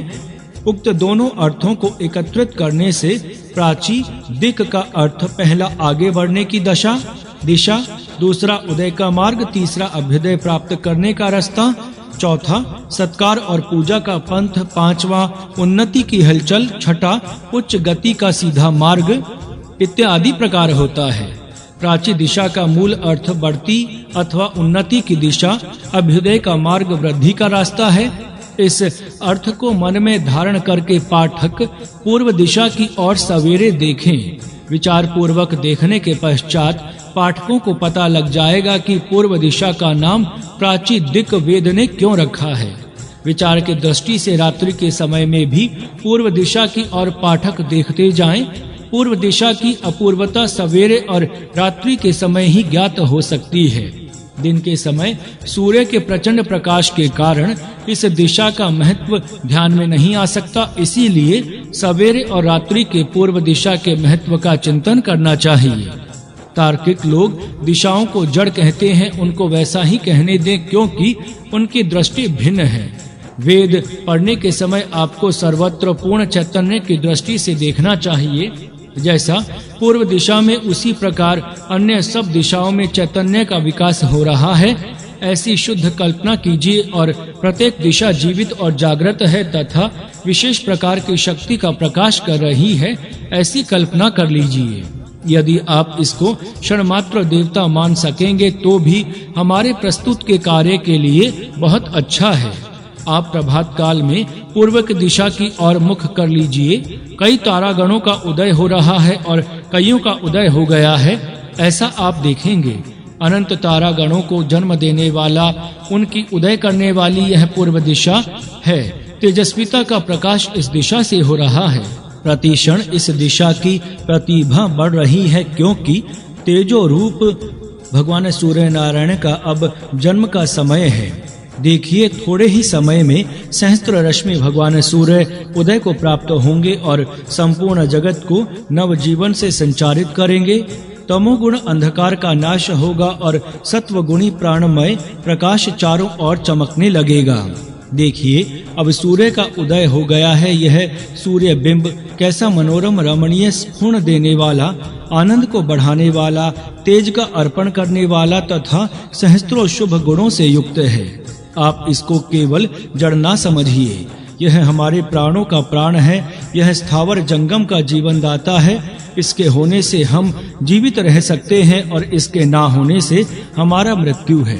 ऐसा यह सूर्य नारायण हमारे जीवन का आधार है। परमेश्वर के अद्वितीय तेज का यह संपूर्ण सूर्य भगवान निसंदेह व्यक्त पुंज है। इनकी कल्पना से आप परमात्मा की अद्वितीय तेजस्विता की कल्पना कर सकते हैं। इस उच्च दृष्टि से आप इसका निरीक्षण कीजिए। उदय होते ही इसका तेज बढ़ने लगा है। तात्पर्य यह पूर्व दिशा हर एक को उदय मार्ग की सूचना दे रही है, अभ्युदय का रास्ता बता रही है, अपनी तेजस्विता बढ़ाने का उपदेश कर रही है। वेद कहता है कि यह उदय की दिशा है। सबका उदय यहाँ से हो रहा है। हे मनुष्य, तुम प्रतिदिन इसका ध्यान और अपने उदय का मार्ग सोचो। सूर्य, चंद्र का और सब तारागणों का उदय देखते हुए आप अपने उदय के मार्ग की सूचना निसंदेह ले सकते हैं। यदि एक समय अस्त को पहुंचा हुआ सूर्य पुरुषार्थ से फिर अपनी परिपूर्ण तेजस्विता के साथ उदय को प्राप्त हो सकता है। यदि क्षय रोग के कारण अत्यंत क्षीणता को पहुंचता हुआ चंद्रमा प्रतिदिन शनह शनह प्रयत्न करता हुआ फिर पूर्णिमा के दिन अपने परिपूर्ण वैभव को इसी पूर्व दिशा से प्राप्त हो सकता है। इसी प्रकार यदि तारागण एक बार अस्तगत होने पर भी पुनः पूर्ववत उदय को प्राप्त कर सकते हैं, तो क्या मनुष्य किसी कारण अवनति में पहुंच गए होंगे तो भी उन्नति नहीं हो सकेंगे क्या? जिस मनुष्य के हृदय में प्रत्यक्ष आत्मा बैठा है, जिस मनुष्य के शरीर में सब सूर्य चंद्र आदि देवताओं ने प्रत्यक्ष जन्म लिया है, ऐसे मनुष्य की जो 33 कोटि देवताओं का सत्व रूप है, वह पुरुषार्थ करने पर नीच अवस्था में क्यों कर सकता है? न केवल अभ्युदय पर इसका परिपूर्ण अधिकार है, परंतु यह अपना जैसा चाहे वैसा अभ्युदय अपने ही स्वावलंब से और अपने ही पुरुषार्थ से निसंदेह प्राप्त कर सकता है। व्यक्तिश और संघर्ष अर्थात अपना और जाति का, निज का और राष्ट्र का इसी दृढ़ भावना से उदय हो सकता है। पूर्व दिशा के अवलोकन के मन में ये विचार उत्पन्न हो सकते हैं। पश्चिम दिशा की विभूति दिशाओं की विभूतियों का वर्णन करते हुए पूर्व स्थल से पूर्व दिशा की वैदिक कल्पना बताई गई है। अब इस लेख में पश्चिम दिशा की कल्पना बताना है। वैदिक क्रम देखना जाए तो पूर्व दिशा के पश्चात दक्षिण दिशा का वर्णन आना योग्य है और यह वैदिक दृष्टि से ठीक भी है, क्योंकि उदय के मार्ग के साथ साथ दक्षिणाय का मार्ग चलना चाहिए। अभ्युदय और दक्षता का ग्रहचर्य सनातन ही है। उदय की इच्छा के साथ दक्षिणीय का अवलंबन करने की आवश्यकता है, इसमें कोई संदेह नहीं है। तथापि पूर्व और पश्चिम दिशाओं की विभूतियां परस्पर सापेक्षता का संबंध रखती हैं, इसीलिए वैदिक कल्पना की स्पष्टता होने की इच्छा से पूर्व दिशा का वर्णन होने के पश्चात पश्चिम दिशा का वर्णन करने का संकल्प है। यह सापेक्षता का संबंध देखिए पूर्व और पश्चिम का। पूर्व उदय, पश्चिम अस्त, पूर्व जन्म, पश्चिम मृत्यु, पूर्व प्रकाश का प्रारंभ, पश्चिम अंधकार का प्रारंभ, पूर्व प्रवृत्ति, पश्चिम निवृत्ति, पूर्व पुरुषार्थ, पश्चिम विश्रांति, पूर्व प्राची, पश्चिम प्रतीचि, पूर्व प्रअंच, पश्चिम प्रतिअंच, पूर्व हलचल, पश्चिम शांति, पूर्व जागृति, पश्चिम सुषुप्ति, पूर्व दिन, पश्चिम रात्रि। इन दो दिशाओं का परस्पर सापेक्ष संबंध देखने से वैदिक कल्पना की अधिक स्पष्टता हो जाएगी। इसीलिए क्रम प्राप्त दक्षिण दिशा का विचार न करते हुए पश्चिम दिशा का ही विचार यहाँ प्रथमतः करना चाहिए।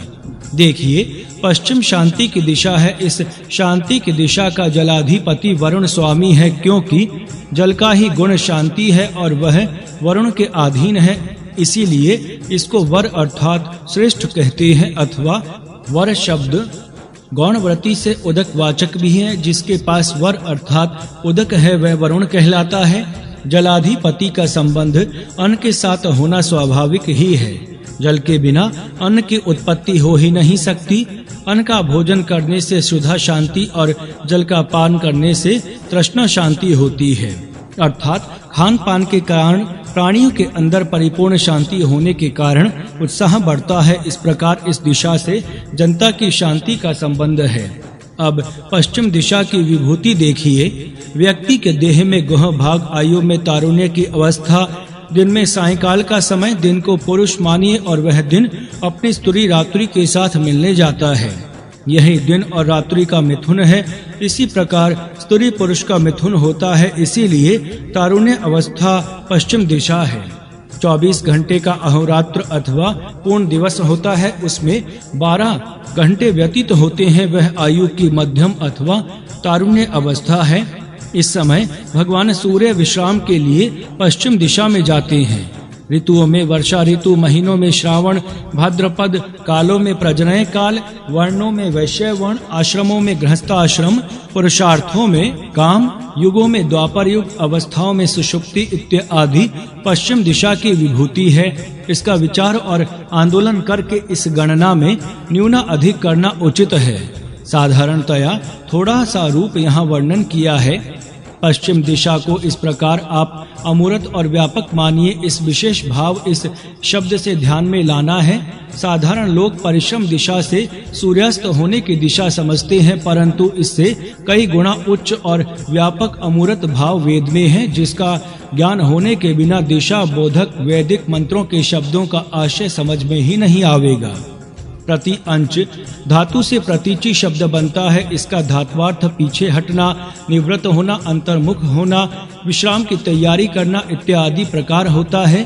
सूर्य दिन भर प्रवृत्ति रूप कार्य करने के पश्चात विश्राम की तैयारी करके पश्चिम दिशा का आश्रय करता है। मानो कि सब जगत को दिन भर प्रकाश देने के पश्चात विश्रांति के लिए अपने घर आता है और रात्रि के साथ संलग्न होता है।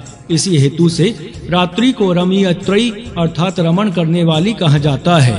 पुरुष भी इसी प्रकार दिन भर अपने सब व्यवहार करता हुआ जब थक जाता है तब घर आकर अपनी पत्नी के साथ रहता हुआ शांति पाता है।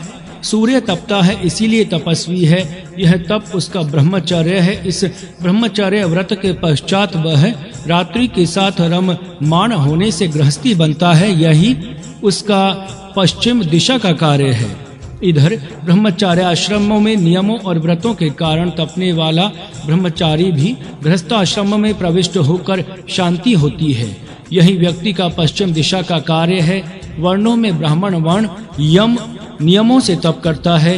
यह ब्राह्मण वर्ण तपस्या के लिए भी है, परंतु वैश्य वर्ण शांति से घर में रहता है, पैसे कमाता है और आनंद पाता है। ना तो इस वर्ण को ब्राह्मण के समान तपस्या के कष्ट हैं और ना क्षत्रिय के समान युद्ध के दुख हैं। शांति के साथ ग्रह सौख्य भोगने के कारण यह वैश्य वर्ण चातुर्वर्ण्य से शांति और विश्राम का अतएव पश्चिम दिशा का स्थान है। ऋतुओं में वसंत और ग्रीष्म उष्णता से तपने वाले हैं, परंतु वर्षा ऋतु में सर्वत्र शांत जल की वृष्टि होने से नदी, नद, तालाब और कुएं जल से परिपूर्ण होने के कारण सर्वत्र कृषि का प्रारंभ होने से सब भूमि हरियावल से सुंदर और शांत दिखाई देती है। इसीलिए ऋतुओं में वर्षा ऋतु पश्चिम दिशा की विभूति मानी जाती है। इसी दृष्टि से अन्यत्र देखिए और सर्वत्र पश्चिम दिशा की विभूति जानने का यत्न कीजिए। इस प्रकार की भावना पश्चिम दिशा के वैदिक मंत्रों में है। इसीलिए इसकी यथावत कल्पना होने से ही मंत्रों का आशय हृदय में विकसित हो सकता है। उत्तर दिशा की विभूति पूर्व दो लेखों में पूर्व और पश्चिम दिशाओं की विभूतियों का वर्णन किया गया है। उसी क्रमानुसार इस लेख में उत्तर दिशा का विचार करना और उस दिशा की विभूतियों का स्वरूप अवलोकन करना है। पश्चिम दिशा के पश्चात क्रम प्राप्त उत्तर दिशा है। यही दिशा का भाव निम्न प्रकार देखा जा सकता है। उच्चता से अधिक जो भाव होता है वह उत्तर किंवा उच्चतर शब्द से बनाया जा सकता है। उच्चता की दिशा, अधिक उच्चता की भाव की दिशा, यह इस शब्द का आशय है। जिस प्रकार पूर्व 2 लेखों में बताया गया है कि प्राची और प्रतीची दिशा क्रमशः प्रगति और विश्राम की सूचक दिशा है, उसी प्रकार समझिए कि यह उदीची दिशा उच्च गति की सूचक है।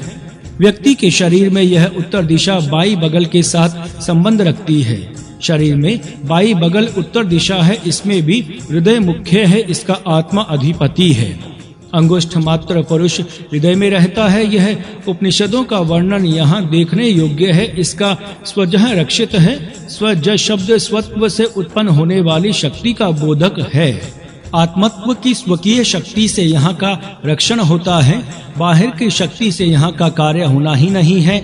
आत्मा की निज शक्ति का ही प्रभाव यहाँ होना आवश्यक है। आत्मा के प्रेम से तथा परमात्मा की भक्ति से हृदय के शुभ मंगलमय होने की संभावना यहाँ स्पष्ट हो रही है।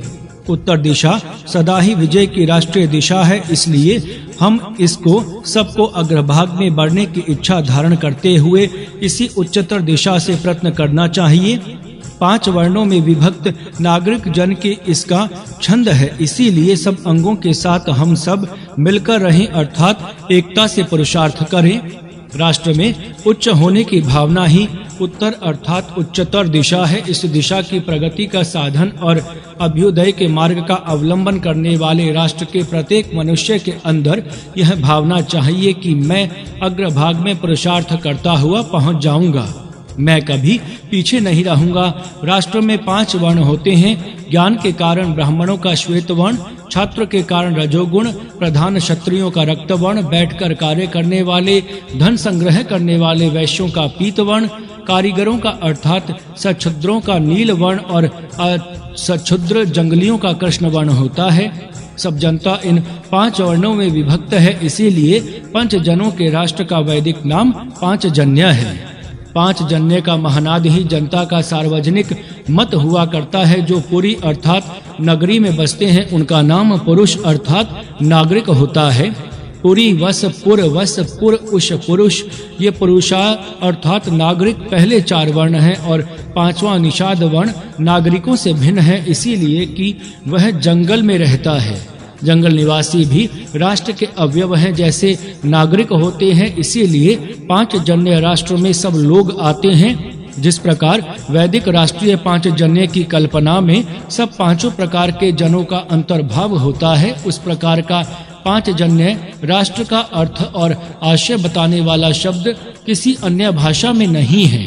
इससे पता लगता है कि वैदिक राष्ट्रीयता की कल्पना कितनी उच्च और कैसी व्यापक है।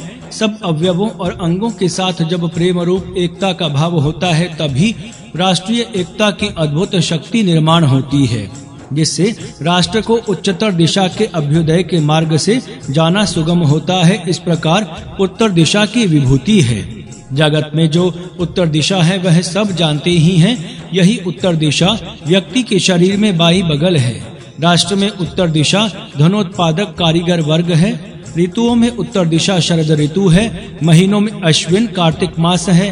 वर्णों में सच्छुद्रों का कारीगर वर्ण है। छंदों में अनुष्टुप छंद, भावनाओं में उच्चतर होने की महत्वाकांक्षा है, इत्यादि प्रकार इस उत्तर दिशा की विभूति है। इस दृष्टि से सर्वत्र उत्तर दिशा की विभूति देखकर पाठक बोध ले सकते हैं। पाठक अन्य दिशाओं के विषय में इस प्रकार विचार करके जाने और इस ढंग से इन 2 सूक्तों का मनन करके बोध प्राप्त कर सकते हैं। अथर्ववेद पशुओं की स्वास्थ्य रक्षा। ऋषि ब्रह्मा देवता यमिनी। सृष्टि उत्पन्न करने वाले ने अनेक रंग रूप और विविध गुण धर्म वाली गौवें बनाई हैं। ये सब गौवें एक बार एक ही बच्चा उत्पन्न करने के लिए बनाई हैं। अब यह गौ ऋतु को छोड़कर अन्य समय में इकट्ठे 2 बच्चे उत्पन्न करती है। उस समय वह घातक और नाशक होती है, जिससे अन्य पशु भी नष्ट हो जाते हैं। जैसे मांस खाने वाले पशु नाशक होते हैं, उस प्रकार यह रोगी गोनाशक होते हैं। इसीलिए ऐसा होते ही इनको योग्य उपायज्ञ वैद्य ब्राह्मण के पास भेजना चाहिए, जहाँ योग्य उपचारों से वह गौ सुखदायिनी बन जावे। यह गौ मनुष्य के लिए तथा घोड़े बैल गौए आदि पशुओं के लिए, इस भूमि के लिए और हम सबके लिए सुख देने वाली बने। इन गौओं में पोषण कारक गुण है, इनमें उत्तम रस है। यह गौ हजारों रीतियों से मनुष्यों को लाभदायक होती हैं। इस प्रकार की गौ सब पशुओं को यहाँ पुष्ट करें। जिस प्रदेश में जाकर रहने से शरीर के रोग दूर होते हैं और शरीर स्वस्थ होता है, तथा जिस प्रदेश में उत्तम हृदय वाले और उत्तम कर्म करने वाले लोग आनंद से रहते हैं, उस देश में यह गौ जाए, वहाँ रहे। यहाँ रोगी अवस्था में रहकर हमारे मनुष्य और पशुओं को कष्ट ना पहुँचावे। जिस प्रदेश में उत्तम हृदय वाले, शुभ कर्म करने वाले और अग्निहोत्र करने वाले सज्जन रहते हैं, उस देश में यह गौ जाए और निरोगी बने। रोगी होते हुए हमारे पुरुषों और अन्य पुरुषों को अपना रोग फैलाकर कष्ट ना पहुँचावे। पशुओं का स्वास्थ्य, पशुओं का उत्तम स्वास्थ्य रहना चाहिए, अन्यथा एक भी पशु रोगी हुआ तो वह अन्य पशुओं का तथा मनुष्यों का भी स्वास्थ्य बिगाड़ सकता है। एक पशु का रोग दूसरे पशु को लग सकता है और इस कारण सब पशु रोगी हो सकते हैं, तथा गौ आदि पशु रोगी हुए तो उनका रोग युक्त दूध पीकर मनुष्य भी रोगी हो सकते हैं। इस अनर्थ परंपरा को दूर करने के लिए पशुओं को उत्तम स्वास्थ्य रखने का प्रबंध करना चाहिए। पशु रोग की उत्पत्ति। पशुओं में रोग उत्पन्न होने के 3 कारण इस सूक्त में दिए हैं। वे कारण देखिए। अपह ऋतु, ऋतु के विरुद्ध आचरण करने से रोग उत्पन्न होते हैं। पशुओं के लिए जिस समय में जो खाने पीने आदि का प्रबंध होना चाहिए वह यथा योग्य होना ही चाहिए। उसमें अयोग्य रीति से परिवर्तन होने से पशु रोगी होते हैं। पूर्ण समय के पूर्व बच्चा उत्पन्न होने से भी गौ रोगी होती है। दूसरा, यमिनी विजायते, जुड़े बच्चे को उत्पन्न करना, इससे प्रसूति की रीति में बिगाड़ होकर विविध रोग होते हैं। तीसरा, क्रवयाद वयद्वरी भूतवा, मांस खाने वाली विशेष भक्षक होकर रोगी होती है। गौ जिस समय प्रसूत होती है उसके बाद गर्भास्थान से कुछ भाग गिरते हैं। कदाचित वह गौ उक्त भागों को खा जाती और रोगी होती, अथवा योनि आदि स्थानी में जुड़े बच्चे के उत्पन्न होने के कारण कुछ व्रणादि होते हैं और वहां प्रसूति स्थान का विष लगने से गौ रोगी होती है। इस प्रकार इस संबंध से गौ के रोगी होने की संभावनाएं बहुत हैं। इसीलिए गौ के स्वामी को उचित है कि वह ऐसे समय में योग्य सावधानता रखे और किसी प्रकार भी असावधानी ना होने दे। ये सब रोग बड़े घातक होते हैं और यदि एक पशु को हुए तो उसके सत्संग में रहने वाले अन्य नए पशुओं का भी नाश उक्त रोगों के कारण हो सकता है। इसीलिए जिसके घर में बहुत पशु हैं उसको उचित है कि वह ऐसी अवस्थाओं में बड़ी सावधानता रखे और अपने पशुओं के साथ स्वास्थ्य रक्षा की उत्तम प्रबंध करे। रोगी पशु, पशु के स्वास्थ्य के विषय में आवश्यक योग्य प्रबंध करने पर भी गौ आदि पशु पूर्वोक्त कारणों से अथवा अन्य नए कारणों से रोगी होते हैं। वैसे रोगी होने पर उनको उत्तम वैद्य के पास भेजना चाहिए। इस विषय में कहा है, उत एनाम ब्रह्मणे ददात तथा सयोना शिवा सयात। उस रोगी गौ को ब्राह्मण के पास देना चाहिए जिससे वह शुभ और कल्याण करने वाली बने। अर्थात उस रोगी गौ को ऐसे सुयोग्य ज्ञानी वैद्य के पास भेजना चाहिए कि जिसके पास कुछ दिन रहने से वह निरोग, स्वस्थ और शुभ बन जावे। यहाँ ब्राह्मण शब्द है, यह आयुर्वेद शास्त्र और अथर्वणी चिकित्सा जानने वाला ज्ञानी वैद्य है। ब्राह्मण ही वैद्य क्रिया करते हैं। इस विषय में अन्यत्र कहा है, जिस विप्र के पास बहुत औषधियां होती हैं उस विप्र को वैद्य कहा जाता है। वही रोग के क्रमियों का नाश करता है और वही रोग भी दूर करता है। इस प्रकार के जो वैद्य होते हैं उनके सुपुर्द वैसा रोगी गौ को तत्काल करना चाहिए।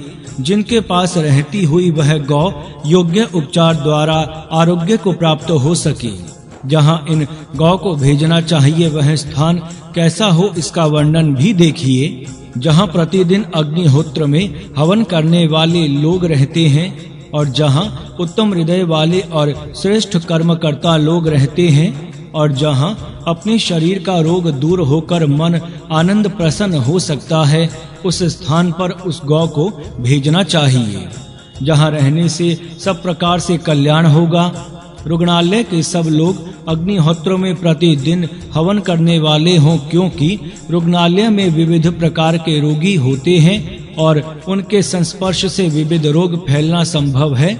इस कारण वायु शुद्धि के लिए प्रतिदिन हवन होना योग्य है। इस प्रातः सायं किए अग्निहोत्र के हवन से वायु निर्दोष होगा और रोग बीज नष्ट होंगे और ऐसे वायु से रोगी भी शीघ्र निरोग हो सकता है। यह रुग्णालय की वायु शुद्धि के विषय में कहा है। इसके अतिरिक्त रुग्णालय कर्मचारी प्रतिदिन नियम पूर्वक हवन करने वाले हों, जिससे उनका भी आरोग्य सिद्ध होगा और उस स्थान की भी शुद्धता होगी। साथ ही साथ रुग्णालय के कर्मचारी सुकृतः उत्तम शुभ कर्म करने वाले पवित्र आत्मा होने चाहिए। इनकी पवित्रता से ही रोगी का आधा रोग दूर हो सकता है। जो वैद्य पवित्र हृदय वाला और शुभ कर्म करने वाला होगा, उसका औषध भी अधिक प्रभावशाली होगा, क्योंकि औषध के साथ उसके दिल के शुभ विचार भी बड़े सहायक होंगे। ऐसे सदाचारी सद्भावना वाले धार्मिक वैद्य के पास जो भी रोगी जाए, वह उस आश्रम के पवित्र वायुमंडल से स्वायः तन्वः रोगम विहाय सूक्त 28 मंत्र संख्या 5 अपने शरीर से रोग दूर करके पूर्ण निरोग होगा। इसमें कोई संदेह नहीं है। इसीलिए कहा है कि ऐसे सुविज्ञ आचार संपन्न ब्राह्मण वैद्य के पास उस प्रसार के रोगी गौ को सत्वर भेजना चाहिए। वहां जाकर वह गौ निरोग बने और वहां से वापस आकर घर के मनुष्यों, गौओं, घोड़ों और घर की सब भूमि को पवित्र बनावे। मंत्र संख्या 3 निरोग गौ का मूत्र, गोबर तथा गोरस अत्यंत पवित्र होता है, परंतु रोगी गौ के ये सब पदार्थ अत्यंत अनिष्ट होते हैं। इसीलिए उक्त आश्रम में पहुंचकर वहां रहकर पूर्ण निरोगता को प्राप्त होकर जब यह गौ वापस आवेगी, तब वह मंगलकारिणी बनेगी। ऐसा जो तृतीय मंत्र में कहा है, वह सर्वथा योग्य है। गौ के अंदर पोषक पदार्थ और अमृत रस होते हैं। यह गौ अनंत प्रकार से लाभकारी होती है। मंत्र संख्या 4 इसीलिए उसके आरोग्य के लिए दक्षता से योग्य प्रबंध करना उचित है। अथर्ववेद संरक्षक कर ऋषि उद्दालकः देवता क्षितिपाद अविः कामः भूमि। नियम से प्रजा का पालन करने वाले राजा के ये राज्यसभा के सभासद वस्तुतः सच्चे राजा ही हैं। ये प्रजा के अन्न आदि प्राप्ति का 16वां भाग कर रूप से लेते हैं। राजा को दिया हुआ यह 16वां भाग सब राष्ट्र का संरक्षण करता है। प्रजा को दुख देने वाले जो होते हैं, उनको दंड देकर दबाता है। प्रजा की धारक शक्ति बढ़ाता है और उनकी भय से मुक्तता करता है। यह दिया हुआ कर प्रजा के सब अभ्युदय के संकल्पों को पूर्ण करता है, दुष्टों का दमन करता है, सुष्टों का पालन करता है, राष्ट्र का विस्तार करता है, वीरों का प्रभाव बढ़ाता है और जाति का अस्तित्व स्थिर रखता है। साथ साथ सब जनता के मनोरथ पूर्ण करता है और किसी भी प्रकार प्रजा का नाश नहीं करता। इसीलिए सब लोग राजा को यह कर देना पसंद करते हैं। जो लोग दुष्टों को दबाकर सज्जनों का प्रतिपाल करने वाला यह कर राजा को देते हैं, वे मानो सुख पूर्ण स्थान को प्राप्त करते हैं। फिर उस स्थान में कोई बलवान मनुष्य निर्बल से जबरदस्ती से धन लेने वाला नहीं रहता और ना कोई निर्बल मनुष्य अपनी शक्तिहीनता के कारण बलवान के लिए धन अर्पण करता है। यह कर पंच जनों को ना गिराने वाला, दुष्टों को दबाने वाला और सत्पुरुषों का पालन करने वाला है। इसीलिए सब जनता इसको राजा के पास समर्पण करती है। जो लोग यह कर देते हैं, वे संरक्षकों की रक्षा में सदा सुरक्षित रहते हैं। यह कर पंचजनों को ना गिराने वाला, दुष्टों का दमन करने वाला, सज्जनों का पालन करने वाला, इसीलिए सब लोग आनंद से राजा को यह देते हैं। जो कर देते हैं वे सूर्य और चंद्रमा के प्रकाश में सुख से रहते हैं। दुष्टों को दबाने के लिए दिया हुआ कर भूमि के समान आधार देने वाला, समुद्र के जल के समान शांति देने वाला और प्राणों के समान सबका रक्षक होता है और किसी का विनाश होने नहीं देता। भला यह कर कौन किसको देता है? काम ही काम को देता है। इस जगत में मन की इच्छा ही देने और लेने वाली है। यही कामना मनुष्य को समुद्र पर भ्रमण कराती है। इस काम से ही मनुष्य बड़ी आपत्तियां स्वयं सिर पर लेता है। यह सब जगत का व्यवहार काम की महिमा ही है। इस पृथ्वी पर और आकाश में कामना का ही संचार हो रहा है। इस कामना का विस्तार करता हुआ मैं प्राण, आत्मा और प्रजा से दूर ना हो जाऊं। राज्य शासन चलाने के लिए कर, राजा राज्य का शासन करता है। इस महत्वपूर्ण कार्य के लिए प्रजा उसको कर समर्पण करती है। इस कर का प्राण कितना होना चाहिए, अर्थात प्रजा अपनी प्राप्ति का कितना भाग राजा को समर्पित करे और राजा उस धन का किन कार्यों में उपयोग करे, इस विषय का उपदेश इस सूक्त में किया है। अतः राज्य शासन का विचार करने वालों को यह सूक्त बड़ा बोधप्रद है। प्राप्ति का 16वां भाग, प्रजा की जो आमदनी होती है उसका 16वां भाग राजा को देने के लिए राज्यसभा के सभासद अलग करते हैं। यह वर्णन पहले ही मंत्र में है। राज्यसभा के ये सभासद प्रजा की प्राप्ति से 16वां भाग अलग करते हैं और यह 16वां भाग राजा को प्रजा से मिलता है। यह कर है जो राजा को राज्य चलाने के लिए देना चाहिए।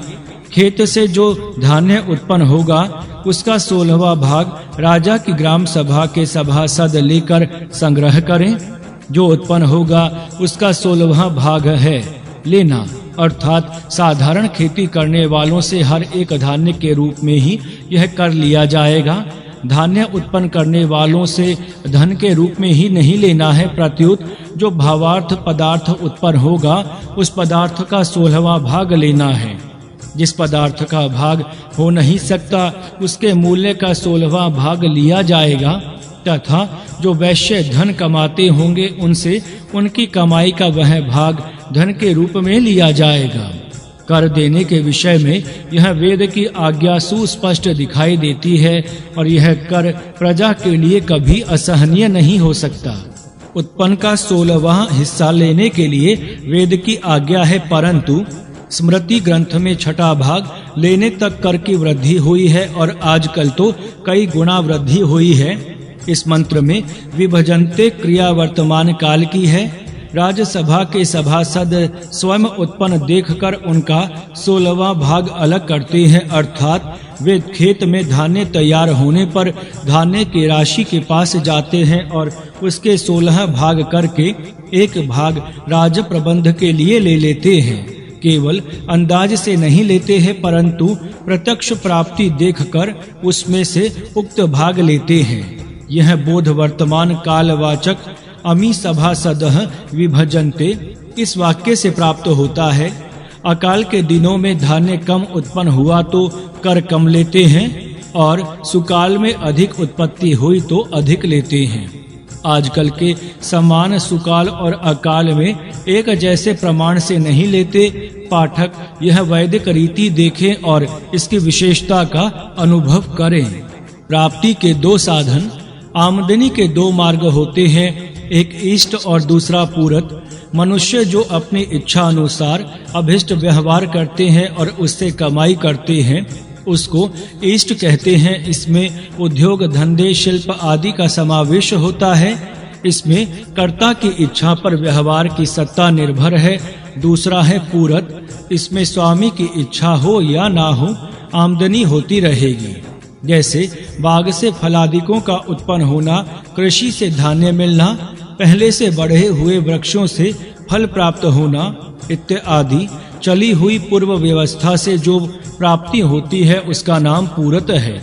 जमींदारों को जो उत्पन्न होता है वह पूरत है, क्योंकि जमींदारों के प्रत ना करने पर भी वह इसके कोष की पूर्तता करता रहता है। इष्ट व्यवहार का वैसा नहीं है, वह इच्छा पूर्वक काम धंधा करके सफलता होने पर प्राप्ति होती है। यह प्रत्न साध्य है। ईष्ट और पूरत में यह भेद है। मनुष्यों के व्यवहारों के ये मुख्य दो भेद हैं। आजकल ईष्ट का अर्थ यज्ञ भाग और पूरत का अर्थ सर्वजनोपयोगी कूप, तालाब, धर्मशाला आदि करना समझते हैं। इन शब्दों में यह अर्थ है, परंतु यह केवल एक ही भाग है। इन शब्दों के संपूर्ण अर्थ केवल ये ही नहीं है। इस समय विचार करने के सूक्त में प्रजा की आमदनी से 16वां भाग कर रूप से लिया जाता है, ऐसा कहा गया है। उस प्रसंग में यज्ञ और कुएं का 16वां भाग राजा लेता है, ऐसा मानना अयोग्य है। इसीलिए चारों वर्णों के व्यवहार की दृष्टि से होने वाले और जिससे राजा को 16वां भाग कर रूप से प्राप्त हो सकता है, वैसा अर्थ ऊपर लिया है। यज्ञ आदि अर्थ लेने के प्रसंग में प्रजा की सुकृत का जो पुण्य होगा, उसका कुछ भाग राजा के यज्ञ संवर्धन के लिए उसको प्राप्त हो सकता है, परंतु इससे संपूर्ण राज्य शासन नहीं चल सकता। अतः आमदनी के विषय का अर्थ ही यहाँ लेना योग्य है। उक्त प्रकार की रीति से दो प्रकार के व्यवहारों से होने वाली प्राप्ति का 16वां भाग राजा के सभासद राज्य शासन चलाने के लिए प्रजा से कर रूप में लेते हैं।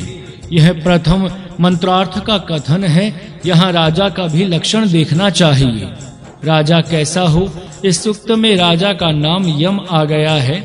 यम का अर्थ स्वाधीन रखने वाला, नियम से चलने वाला, धर्म का पालन करने वाला। यम धर्म, इस शब्द से भी यम का धर्म का संबंध स्पष्ट होता है। राज्य चलाने के जो धर्म नियम होते हैं, उनके अनुसार राज्य शासन करने वाला राजा यहाँ इस शब्द से बोधित होता है। इससे स्पष्ट होता है कि यहाँ का राजा मनमानी बातें करने वाला नहीं है, प्रत्युत राजधर्म के नियमों के अनुसार तथा जनता के प्रतिनिधियों की सम्मति के अनुसार राज्य चलाने वाला है।